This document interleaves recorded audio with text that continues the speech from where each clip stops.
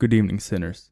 Welcome to the 7th episode of Sinister Tales. Tonight I'm going to read you 2 seriously creepy stories. We're going to start off tonight's episode with a story by a Reddit user called Pewdinator. It's about a boy whose father, night after night, reads him the same bedtime story. But despite how much he enjoyed it and how safe it made him feel, it might actually have had a much darker meaning than he could have ever known. The first tale of the night has the fitting title, I think my old bedtime story has a more sinister meaning.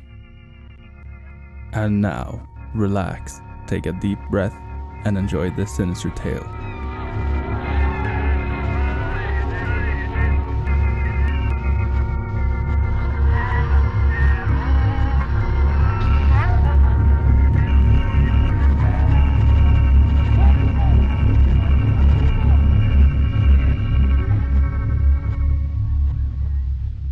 Every night, my dad was in charge of putting me to bed.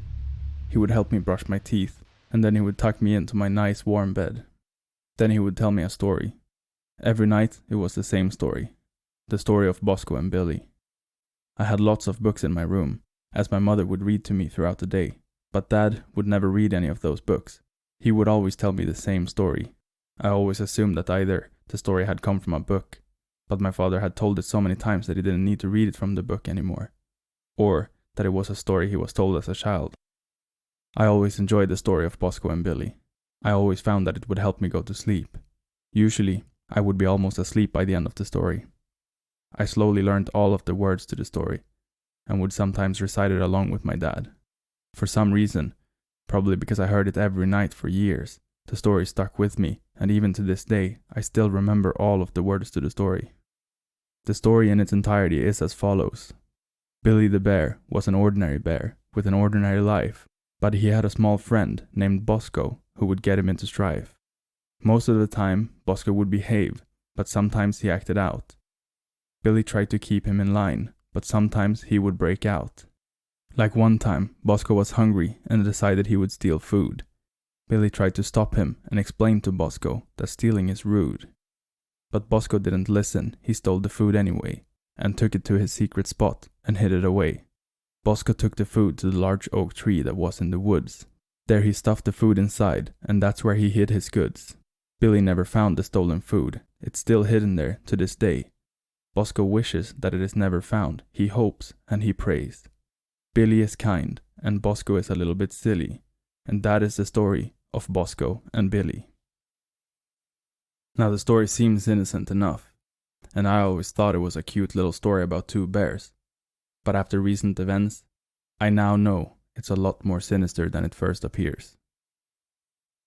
My dad passed away a few years ago, and it took a toll on all of us, my mom especially.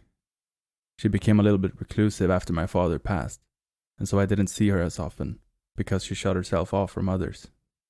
I spent a long time trying to create a relationship with my mother again, and slowly, over the course of a couple of years, I did manage to reconnect with her. Things weren't as they once were, but she did invite me over once a week for a cup of coffee. During these hour-long visits, we would sit in the kitchen and talk about times gone by, about my childhood, about my time at school, and about all of the good times we had together. The one subject that didn't come up, however, was my father. I think the pain was still too raw for my mom to talk about. On one of my weekly visits, though, I thought that I would try and mention my father, as I felt that it might do Mom some good to talk about him. I decided to mention the story that he would tell me every night. Do you remember the story Dad used to tell me before bed? The story of Billy and Bosco? I hesitantly asked, not knowing how Mom would react to the mention of her late husband. Mom looked up from her cup of coffee that she was drinking. She looked confused. Maybe because it was the first time he had been mentioned for a number of years. Or maybe because she didn't know what I was talking about. No, I don't remember that story, she replied. You had a lot of books, so I can't remember all of them. I was a bit surprised by this. Dad told it to me every night, so I would have thought that she would remember it. I then went on to explain that it wasn't a book. It was a story that he would recite, without reading it off of a page, because he knew it so well. I thought that your father would read you a different book each night, she said, sounding confused. That's what he always told me anyway.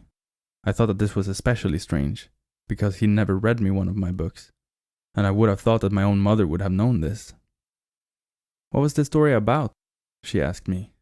It was about 2 bears, one named Billy and one named Bosco.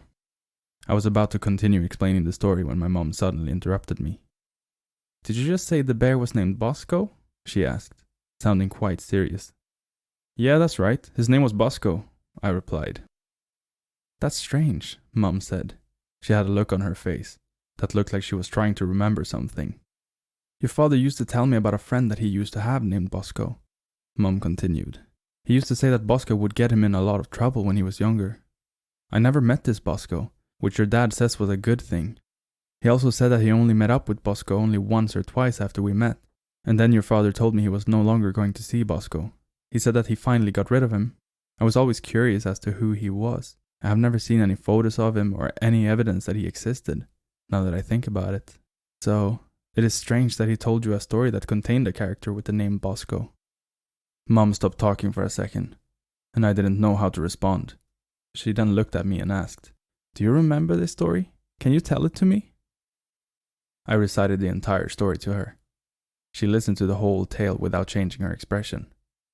She took it all in, and then she asked, An oak tree? Are you sure that Bosco hid the food in an old oak tree in the woods? Yeah, it was definitely an old oak tree. Why is that? I asked her, sensing that something wasn't quite right. It's just that on mine and your father's first date, he took me to an old oak tree that was inside the Shelton woods. Only a 10-minute drive from here, she responded. He told me then that it was lucky for me that Bosco hadn't decided to interrupt their date. She then stopped talking and stared at the wall behind where I was sitting.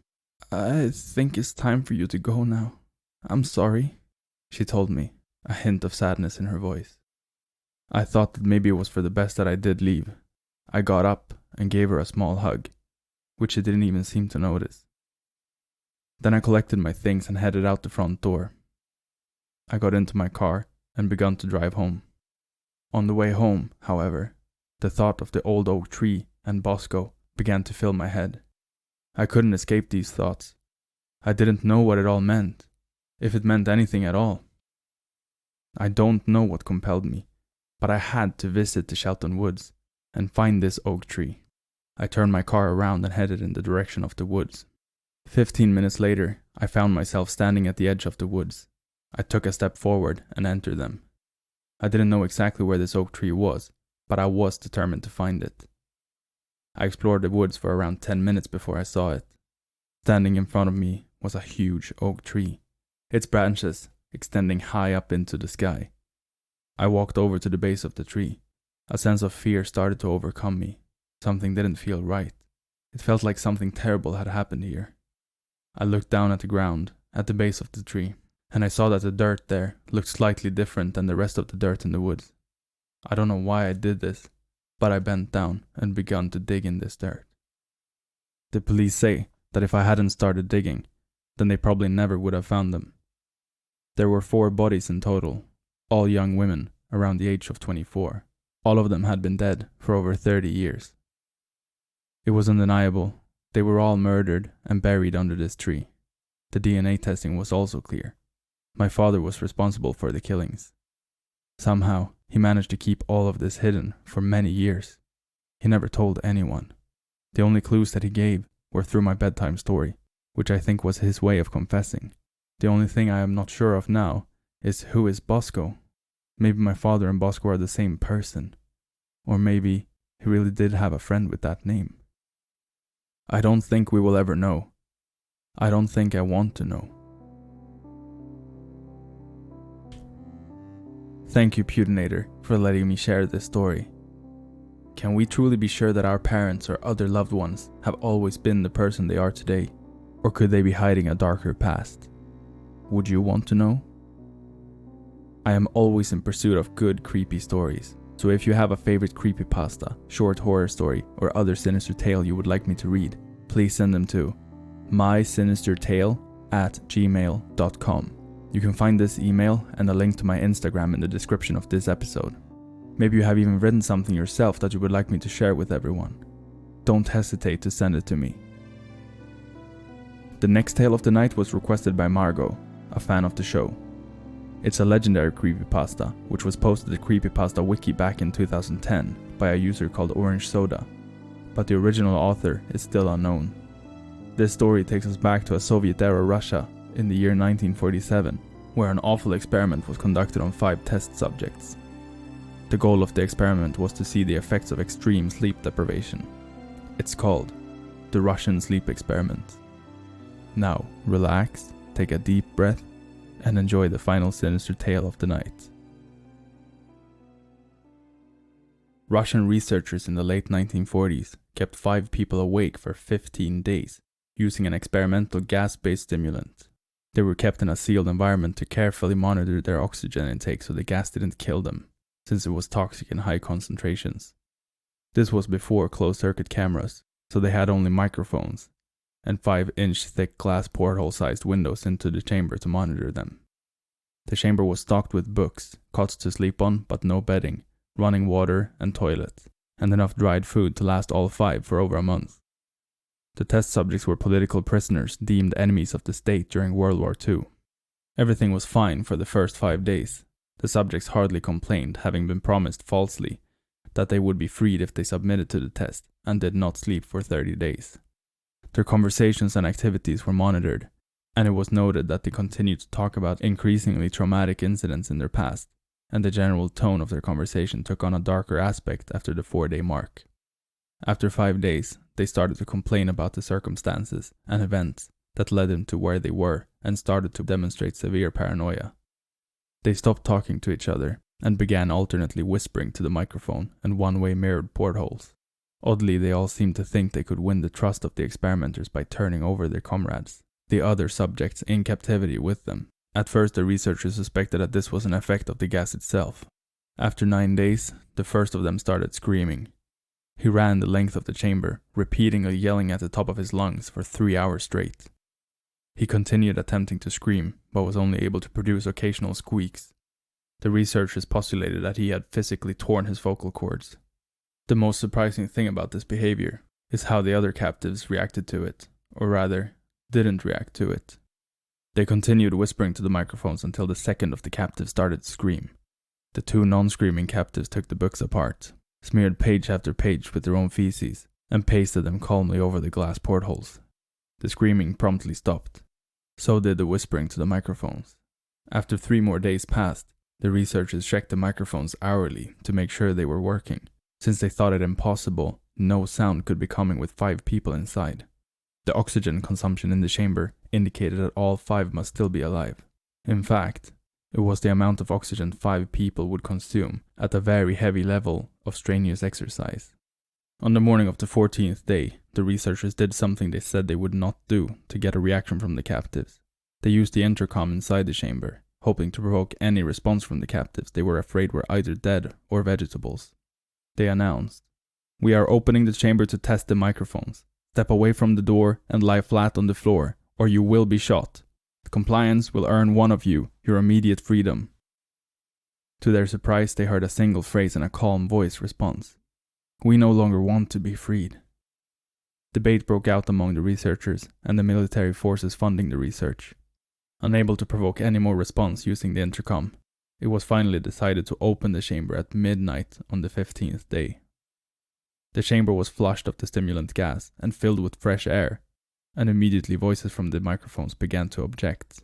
3 different voices began begging, as if pleading for the life of loved ones, to turn the gas back on. The chamber was opened, and soldiers sent in to retrieve the test subjects. They began to scream louder than ever, and so did the soldiers when they saw what was inside. 4 of the 5 subjects were still alive, although no one could rightly call the state that any of them was in life. The food rations past day 5 had not been so much as touched. There were chunks of meat from the dead test subject's thighs and chest stuffed into the drain in the center of the chamber, blocking the drain and allowing 4 inches of water to accumulate on the floor. Precisely how much of the water on the floor was actually blood was never determined. All 4 surviving test subjects also had large portions of muscle and skin torn away from their bodies.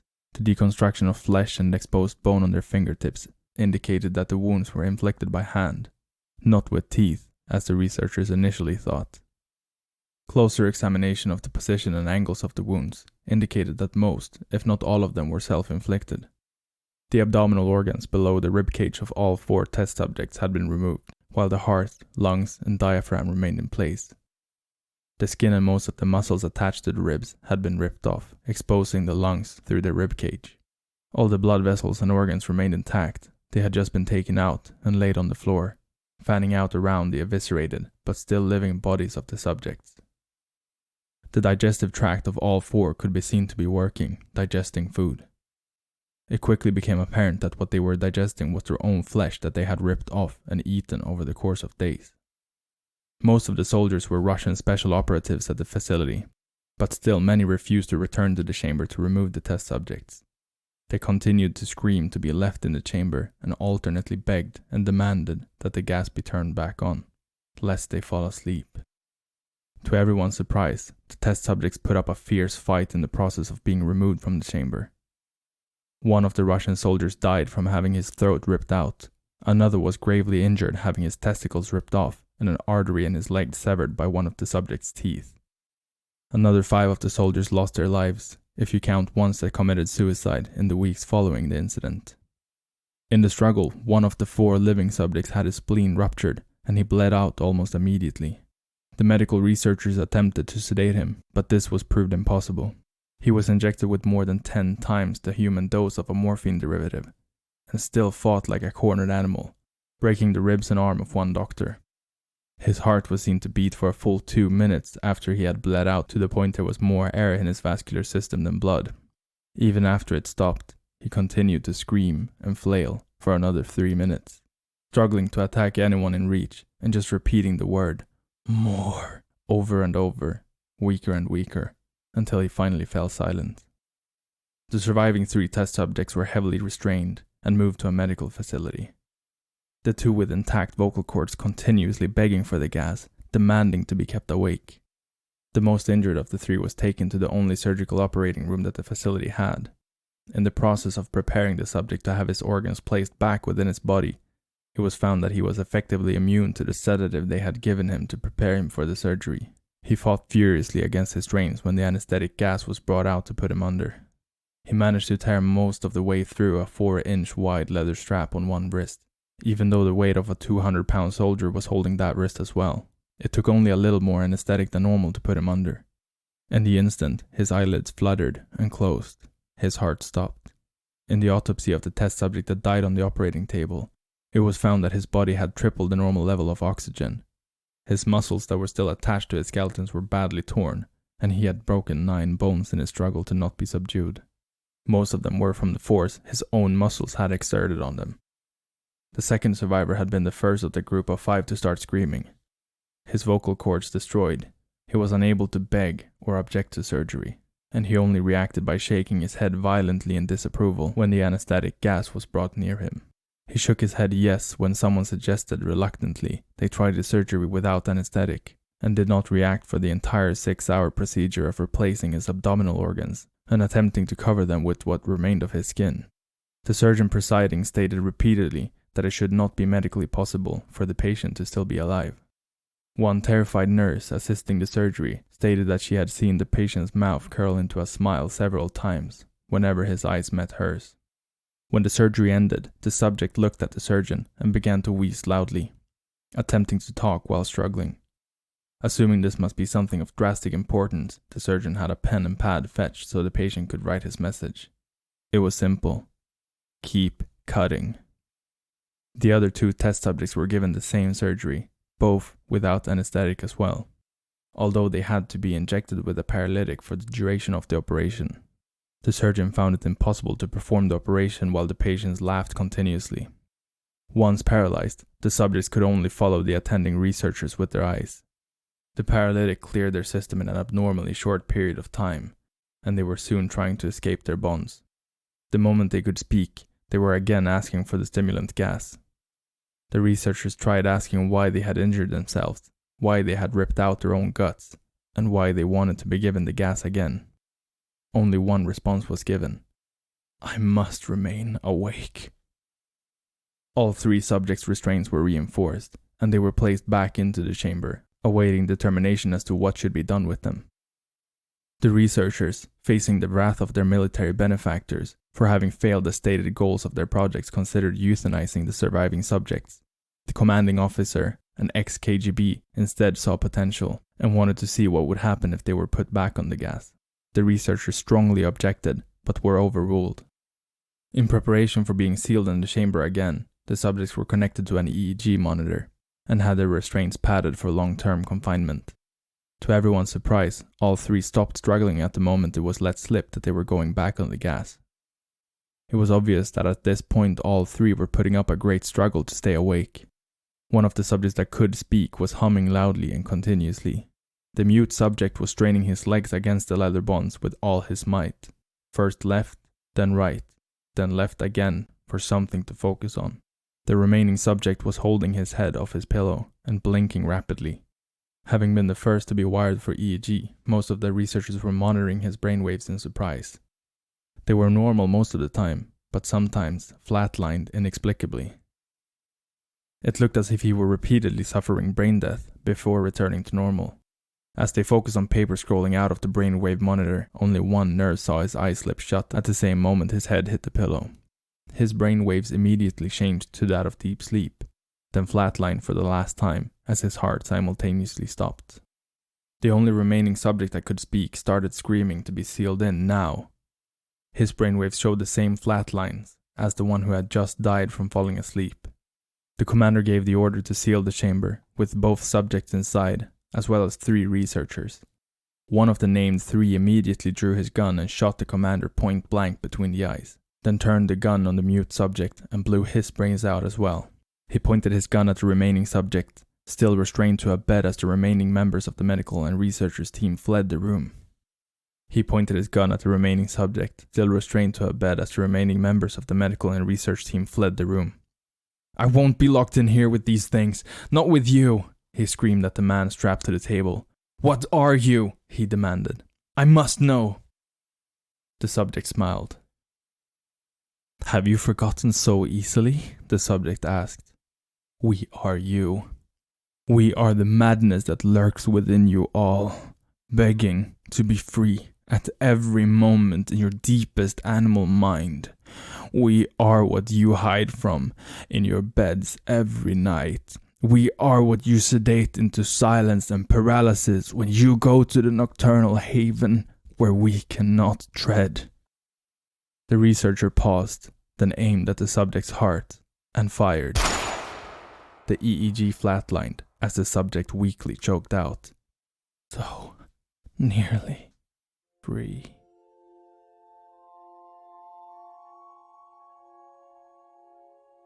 Most of you have probably experienced sleep deprivation at some point in your life, pulling an all-nighter in preparation for the big test, a cranky newborn refusing to let you sleep, or maybe insomnia. The ones of you who have might know the effects it can have on your mind. After about 72 hours without sleep, it's common to have severe hallucinations.